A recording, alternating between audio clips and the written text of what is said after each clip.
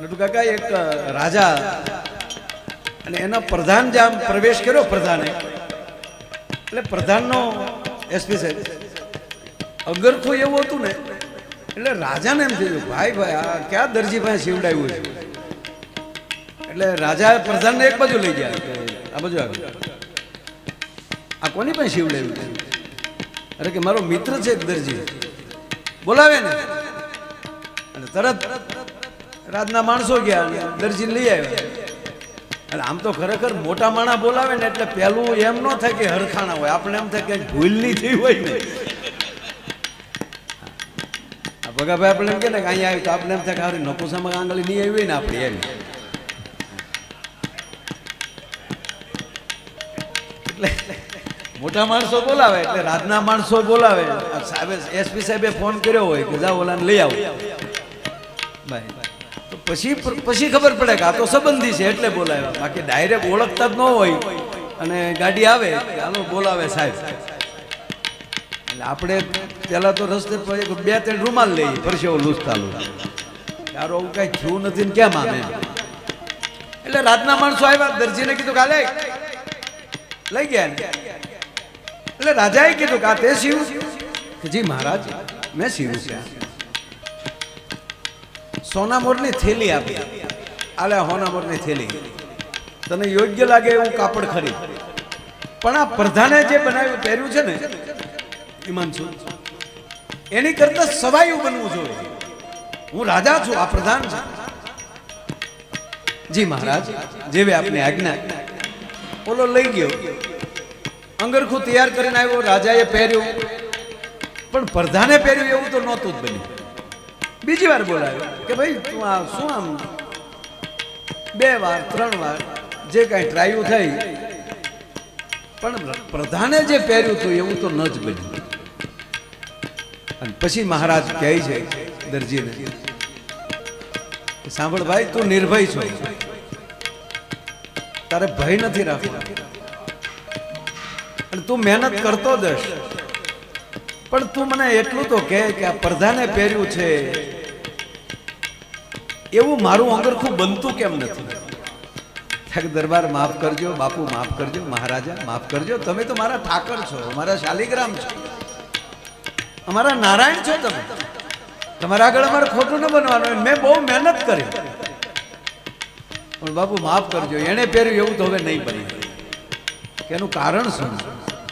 બાપુ હું તમારું સીવું છું ને તો મને રાજા દેખાય છે કે કાંઈક ભૂલ પડશે તો મારશે. અને તમારા હોનામોર કે એટલી કિંમત આપે છે ને સરખું નહીં બને, એમાંય રાજાનું બનાવું છું.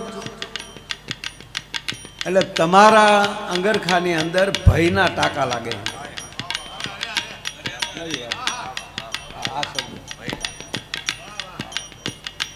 હું આમ વેતરતો તો કાતર મળે ધ્રુજવા.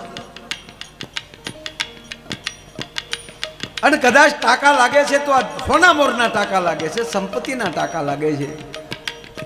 પણ મેં પ્રધાનનું બનાવ્યું ને મહારાજ, એમાં તો મિત્રતા ને પ્રેમના ટાંકા લાગ્યા છે. એ મારો મિત્ર છે. એટલે આજનો જે કાર્યક્રમ છે એ તો સ્નેહ અને પ્રેમનો છે. અને એમાંય મને વાત એ કરતો કે તમે સાહિત્ય હોય, વાત હોય, આવી ભાગવત કથા જ હોય, પણ કોના મુખે સાંભળીએ છીએ.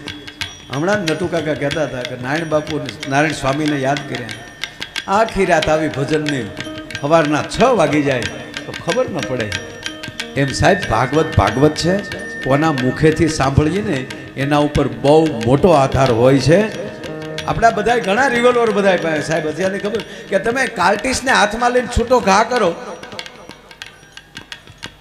તો એ બુલેટ લાગશે નહીં, એમાંથી બુલેટ નહીં નીકળે. છૂટો ઘા કરો હમણાં તો એને બ્લડ નહીં નીકળે. પણ એ કેવા વેપનમાંથી પાસ થાય છે, કેવી ગનમાંથી પાસ થાય છે તો માણસના કાળજા સુધી પહોંચી શકે. એમ શ્લોક કોના મુખમાંથી પસાર થાય છે ને તો માણસના હૃદય સુધી પહોંચી શકે. એવા પૂજ્ય મહાદેવ દાદાને એના ચરણોમાં પ્રાણ કોટી પ્રણામ કરી, ભાગવતજીને પ્રણામ કરી અને આપણી વ્યાસપીઠેની આગળથી અમને પીઠબળ મળે છે એટલે આપની આજ્ઞાથી અમે કાર્યક્રમની શરૂઆત કરીએ છીએ દાદા. અને એમાંય અહીંયા નથુ બાપા બેઠા છે નાલિયા ભણા જ છે બધા મહેમાનો.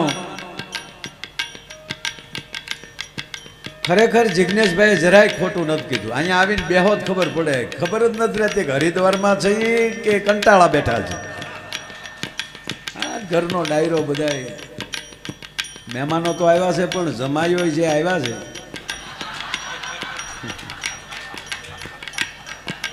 ફુવા એમની ધીરુ કાકા પૂછ્યો હા બધાને. અને બધાને કેટલાય માણસોને પ્લેનમાં અહીંયા હરિદ્વાર લાવ્યા છે.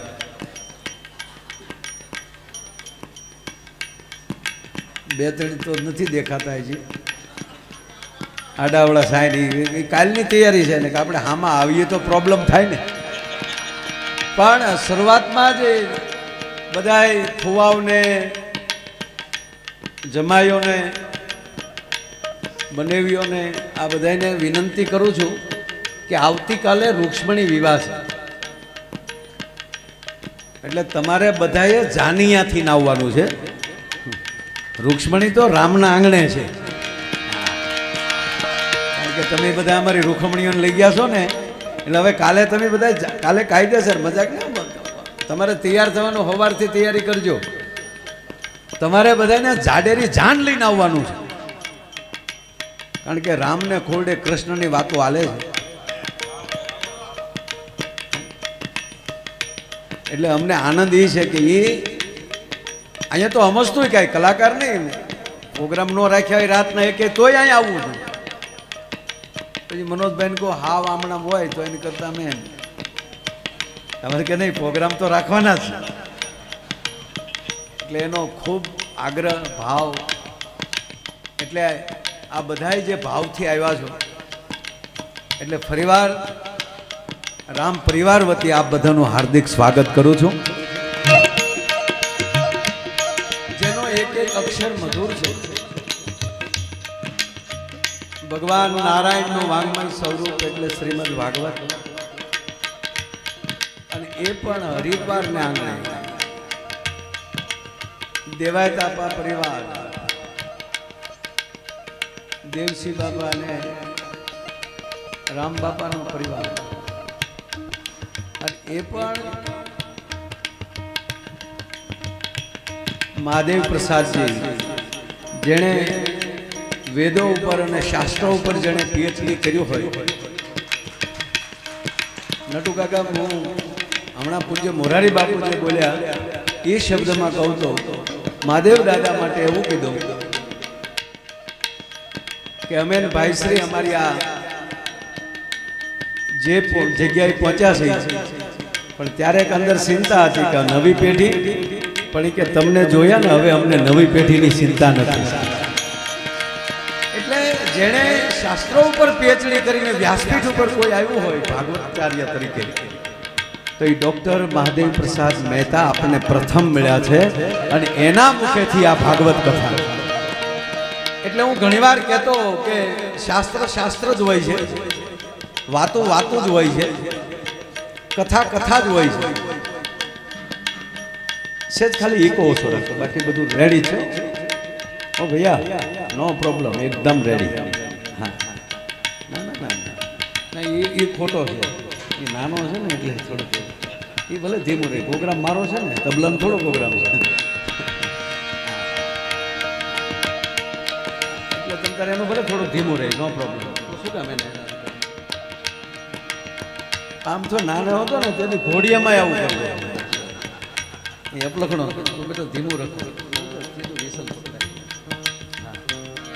નો પ્રોબ્લેમ નો પ્રોબ્લેમ, કાંઈ નો ચિંતા જ નહીં કરો. તો ઘરનું છે, આ તો માયક છે નહીં તો એટલામાં તો અમે વગર માયકે ગાવુંના દૂધ ખાઈને આવેલા ભાઈ, માધ્યમ છે. અને ખરેખર એ માણસને હું જોઉં છું દાદા બાપુ કે બહુ સરસ એણે ઓપરેટિંગ એનું બહુ સારું છે. એક તો તમે સાંભળી લો કે સાઉન્ડ પ્રૂફ હોલ ન હોય ત્યાં સાઉન્ડ મેળવવું ને એ નાની માના ખેલ નથી, કારણ કે એક તો આના પડઘા પડે, કારણ કે સાઉન્ડ પડે. એમાં બહુ સારું ઓપરેટર કરી રહ્યો છે, એટલે એકવાર એના માટે તાળી કરો. હા, ખૂબ ખૂબ ધન્યવાદ મારા. આવું અમે બધે કહેતા હોય.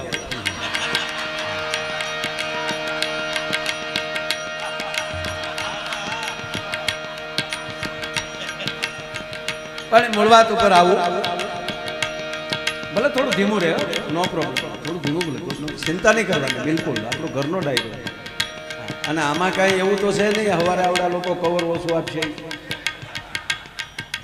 કારણ કે આ તો ઘરનું છે ને, પ્રોગ્રામ માટે તો આવ્યા નથી. અને એટલે જે બોલાય ને એવું બીજે કોઈ દી ન બોલે દાદા.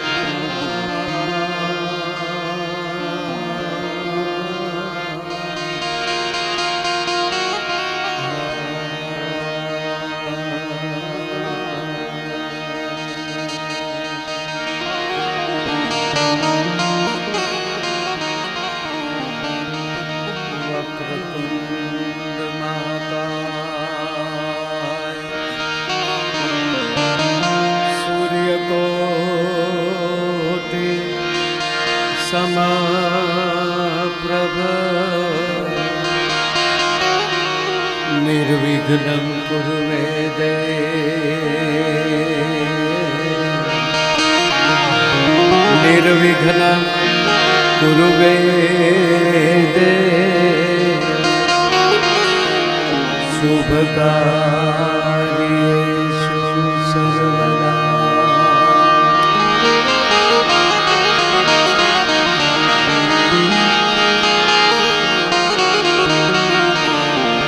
निर्विघ्नं कुरु मे देव, शुभकार्येषु सर्वदा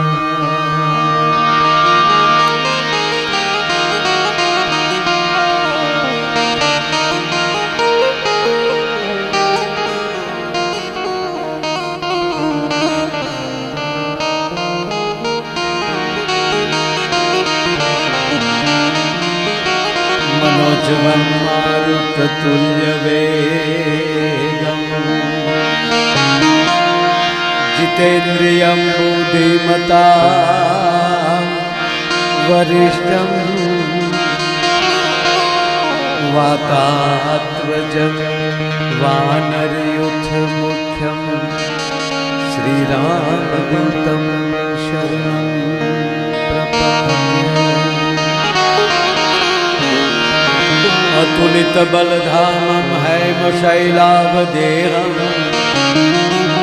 धनुजवन किशानं ज्ञानिनाम् अग्रगण्यं सकल गुण निधानं वानराणामधीशं रघुपति प्रिय भक्तं वातजातं नमामि।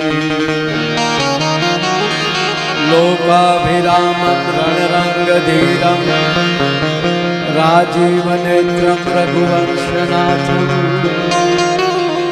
कारुण्यरूपं करुणाकरन्तं श्रीरामचन्द्रं शरणं प्रपद्ये। वसुदेवसुतं देवं कंसचारूणमर्दनं देवकी परमानन्दं कृष्णं वन्दे जगद्गुरु। देवकी परमानन्दं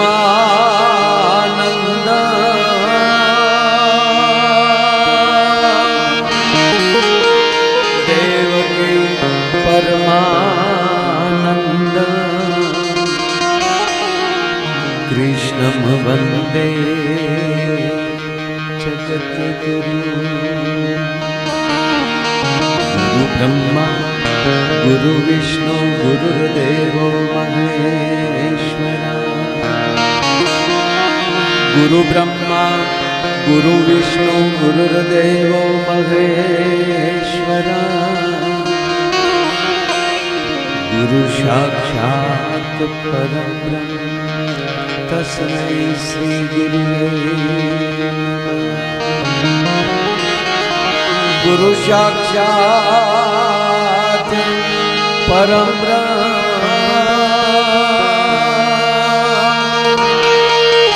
गुरु साक्षात् परब्रह्म तस्मै श्री गुरुवे नमः। नमामि समीशान निर्वाण रूपं विभु व्यापकं ब्रह्म वेद स्वरूपं ये निजम निर्गुणं निर्विकल्पं निरीहं सीदाकाशमाकाशवासं